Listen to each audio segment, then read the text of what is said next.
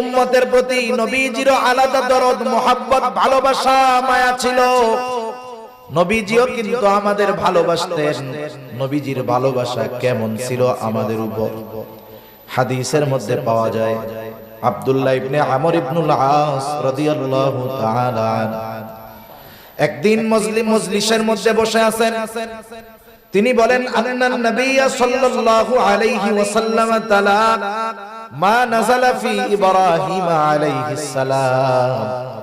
রাসূল আকরাম সাল্লাল্লাহু আলাইহি ওয়াসাল্লাম তিলাওয়াত করলেন আল্লাহ রাব্বুল আলামিন যা ইব্রাহিম আলাইহিস সালামের ব্যাপারে নাজিল করেছেন। ইব্রাহিম আলাইহিস সালামের ব্যাপারে আল্লাহ তাআলা কি নাজিল করলেন? ইব্রাহিম আলাইহিস সালাম তার গুনাহগার উম্মতের জন্য আল্লাহ তাআলার কাছে দোয়া করেছে। ইব্রাহিম আলাইহিস সালাম গুনাহগার উম্মতের